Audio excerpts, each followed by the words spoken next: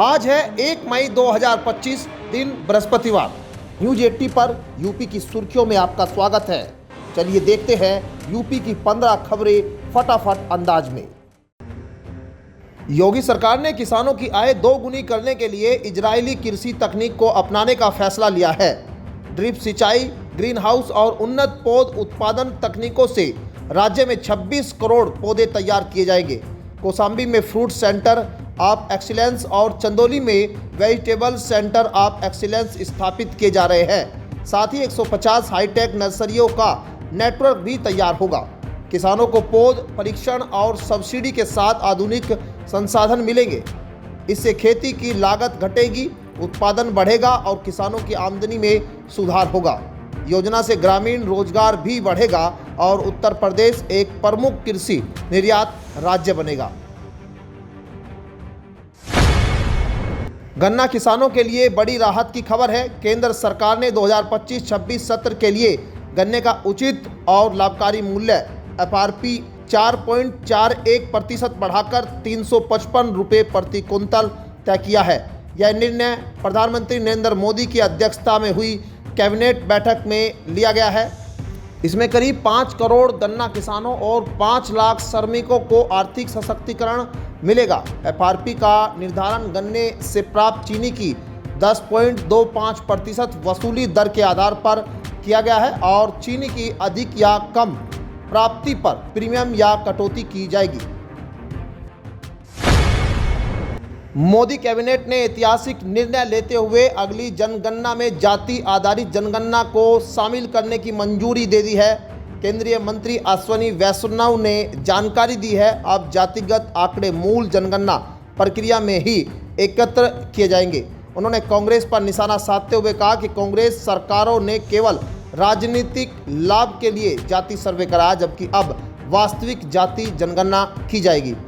यह निर्णय सामाजिक न्याय और कल्याणकारी योजनाओं के बेहतर लक्ष्यान्वयन की दिशा में अहम माना जा रहा है।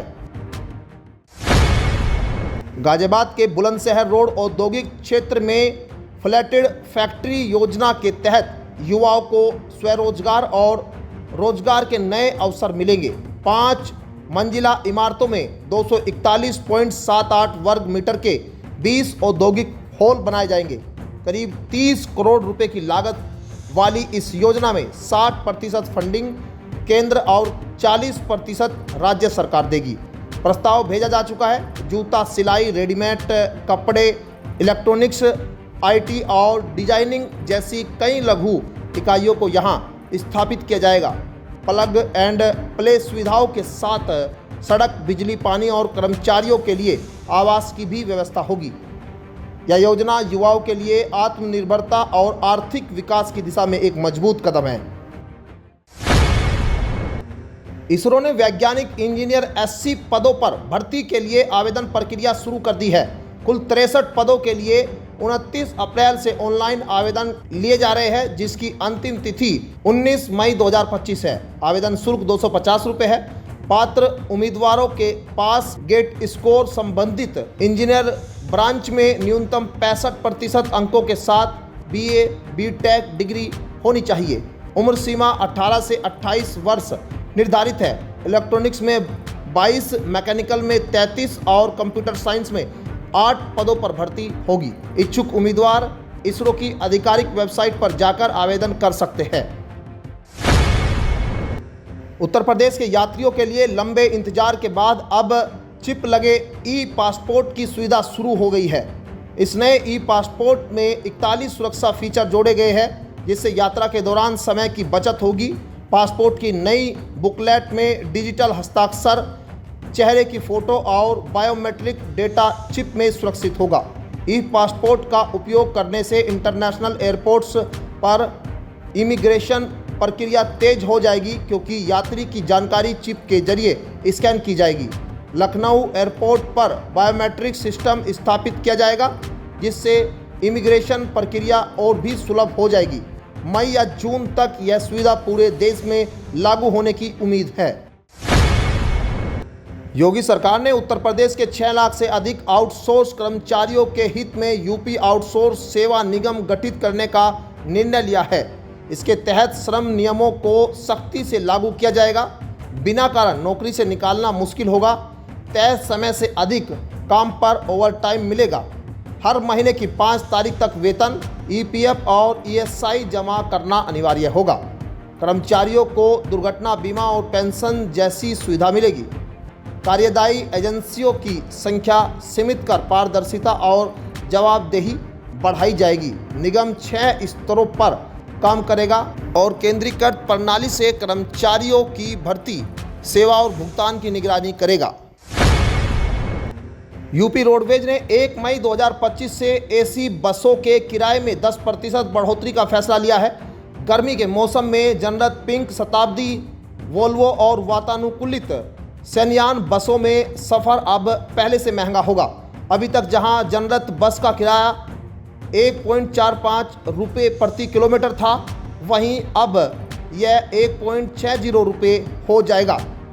इसी तरह अन्य एसी बसों के किराए में भी समान रूप से इजाफा होगा।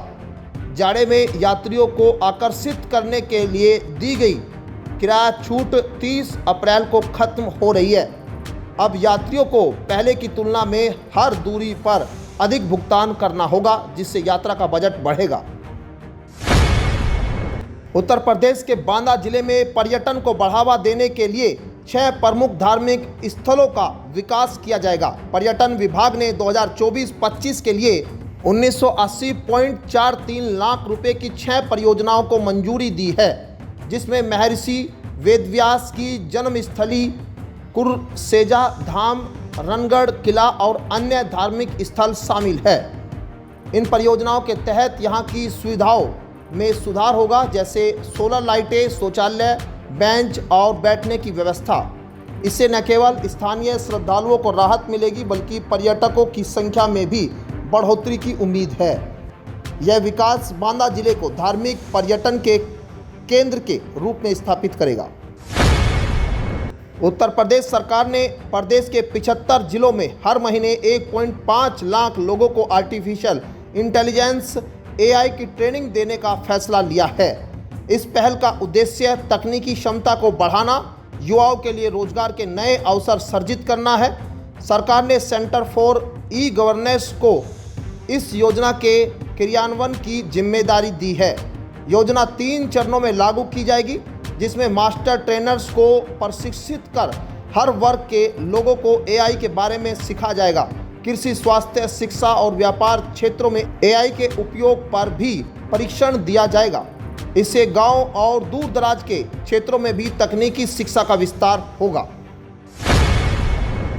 उत्तर प्रदेश सरकार ने खाद्य सुरक्षा और दवा गुणवत्ता को मजबूत बनाने के लिए प्रदेश के सभी 18 मंडलों में फूड और ड्रग लैब स्थापित करने की योजना बनाई है। इसके तहत लखनऊ, कानपुर, सहारनपुर, अयोध्या, अलीगढ़ और गोरखपुर जैसे प्रमुख मंडलों में नई लैब्स की बिल्डिंग का काम लगभग पूरा हो चुका है और जुलाई तक टेस्टिंग कार्य शुरू हो जाएगा। इन लैब्स में उच्च तकनीकी क्षमता वाली टेस्टिंग मशीनें स्थापित की जा रही है। इसके साथ ही 1200 नई भर्ती के पदों पर लैब टेक्नीशियन और असिस्टेंट की नियुक्ति की जाएगी। इससे प्रदेश में मिलावट की जांच क्षमता में भारी वृद्धि होगी, जन स्वास्थ्य को फायदा होगा। बसपा प्रमुख मायावती ने पहलगाम आतंकी हमले पर बयानबाजी को लेकर सपा और कांग्रेस को आड़े हाथों लिया। उन्होंने कहा कि आतंकी हमले के बाद सभी पार्टियों को सरकार के साथ एकजुट होकर खड़ा होना चाहिए, न कि राजनीति फायदे के लिए बयानबाजी करनी चाहिए। मायावती ने चेतावनी दी है कि यदि सपा और कांग्रेस ने बाबा साहब डॉक्टर भीमराव अंबेडकर का अपमान किया तो उनकी पार्टी सड़कों पर उतर सकती है। उन्होंने सपा पर भी आरोप लगाया कि उसने बाबा साहब की तस्वीर काटकर अखिलेश यादव की तस्वीर लगाई, जिसे बीजेपी और बसपा ने शर्मनाक करार दिया है। उत्तर प्रदेश आवास विकास परिषद ने लखनऊ के वृंदावन योजना में 32 एकड़ में दूसरी IT सिटी विकसित करने का निर्णय लिया है। इस परियोजना से लखनऊ में IT कंपनियों का विकास होगा, जिसमें रोजगार के नए अवसर उत्पन्न होंगे। वहीं बाराबंकी में खजूर और तिंदोला गांव में 158.79 एकड़ में एक नई टाउनशिप बनाई जाएगी। यह टाउनशिप शालीमार कॉर्प लिमिटेड द्वारा विकसित की जाएगी। यहाँ हजारों फ्लैट्स का निर्माण होगा। दोनों परियोजनाएं लखनऊ और आसपास के जिलों के शहरीकरण को बढ़ावा देगी। साथ ही लोगों को बेहतर यातायात, शिक्षा और रोजगार की सुविधाएं मिलेगी। पूर्वोत्तर रेलवे की सभी ट्रेनें अब एसी युक्त इलेक्ट्रिक इंजनों से संचालित होगी, जिससे लोको पायलटों को गर्मी से राहत और सुरक्षा को मजबूती मिलेगी। रेलवे प्रशासन ने 349 इंजनों में एसी लगाने की योजना बनाई है, जिसमें से 176 में काम पूरा हो चुका है और 90 अन्य को स्वीकृति मिल गई है। नए इंजन एसी युक्त बनकर ही आ रहे हैं। इसके साथ ही फॉग सेफ्टी उपकरण, ड्राइवर अलर्ट सिस्टम, कवच और एडवांस ब्रेकिंग सिस्टम जैसी तकनीकों से सुरक्षा को उच्च स्तर पर ले जाया जा रहा है। यह पहल लोको पायलटों के लिए कार्य स्थितियां बेहतर बनाएगी और ट्रेन संचालन को अधिक सुरक्षित एवं कुशल बनाएगी। उत्तर प्रदेश में अगले 5 दिन तक मौसम में बदलाव का अनुमान है। मौसम विभाग ने 4 मई तक राज्य के विभिन्न हिस्सों में धूल भरी आंधी, आकाशीय बिजली और हल्की से माध्यम बारिश का येलो अलर्ट जारी किया है। इस बदलाव से अधिकतम तापमान में गिरावट आएगी, जिससे लोगों को गर्मी से राहत मिलेगी। साथ ही तेज हवाओं के साथ वज्रपात की भी संभावना है। जिन जिलों में बारिश का पूर्वानुमान है उनमें वाराणसी, चंदौली, जौनपुर, मऊ, बलिया, अयोध्या, बहराइच, सीतापुर, लखीमपुर खीरी, रामपुर, बरेली, गोंडा, प्रयागराज, आजमगढ़ और सोनभद्र जैसे कई जिले शामिल हैं।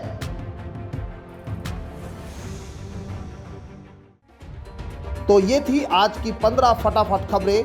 अगर आपको वीडियो पसंद आया तो वीडियो को लाइक, शेयर व कमेंट जरूर करें। धन्यवाद।